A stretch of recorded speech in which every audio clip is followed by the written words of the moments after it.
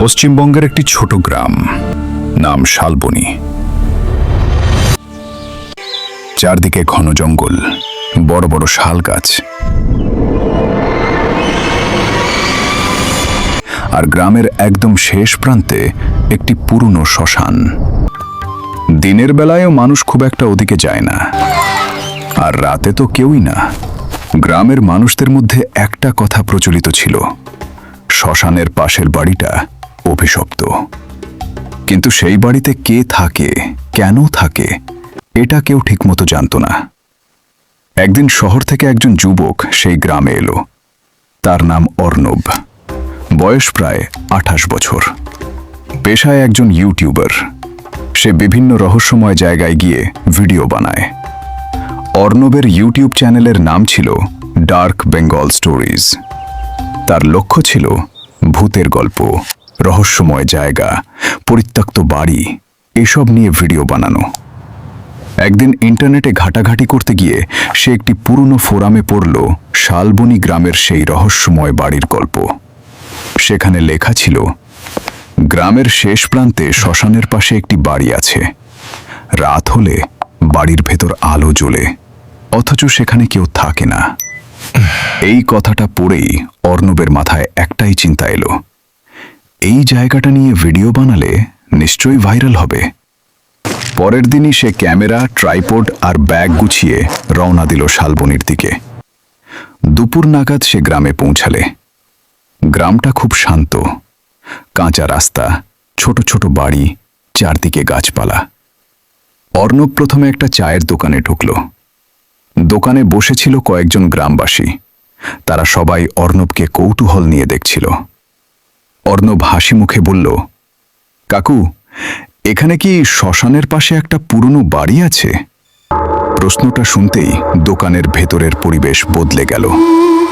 একজন বৃদ্ধ ধীরে ধীরে বললেন, তুমি কেন ওই বাড়ির কথা জিজ্ঞেস করছো? অর্ণব বলল, আমি ইউটিউব ভিডিও বানাই, শুনেছি বাড়িটা নাকি খুব রহস্যময়। বৃদ্ধ লোকটা হঠাৎ গম্ভীর হয়ে গেলেন। তিনি নিচু গলায় বললেন, বাবা, ওই বাড়িতে যেও না। অর্ণব অবাক হয়ে বলল, কেন? দোকানের আরেকজন লোক বলল, ওই বাড়িতে রাত হলে অদ্ভুত আওয়াজ শোনা যায়। অনেকেই দেখেছে সেখানে সাদা কাপড় পরা একটা ছায়া ঘোরে। আরেকজন বলল, 5 বছর আগে একজন শহরের লোকও সেখানে গিয়েছিল, সে আর ফেরেনি। কথাগুলো শুনে দোকানের সবাই চুপ হয়ে গেল। কিন্তু অর্ণব এসব গল্পে বিশ্বাস করত না। সে হেসে বলল, ভূত বলে কিছু নেই কাকু, এসব শুধু মানুষের কল্পনা। বৃদ্ধ লোকটা অর্ণবের দিকে তাকিয়ে ধীরে ধীরে বললেন, আমরাও একসময় তাই ভাবতাম। তারপর তিনি আর কিছু বললেন না। সন্ধ্যার দিকে ওকে অর্ণব গ্রামের শেষ প্রান্তে পৌঁছালে। সেখানে একটা সরু রাস্তা জঙ্গলের মধ্যে ঢুকে গেছে। রাস্তার শেষে দেখা গেল সেই বাড়িটা।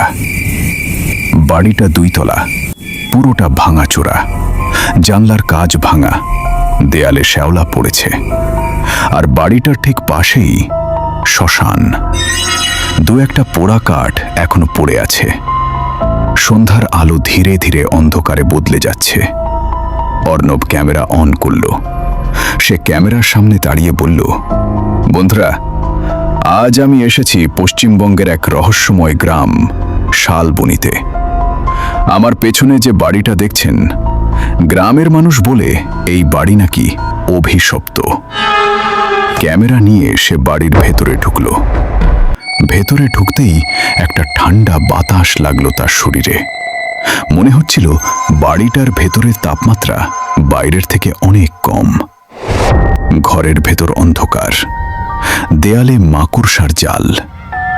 হঠাৎ থপ, উপরের তলা থেকে একটা শব্দ এলো।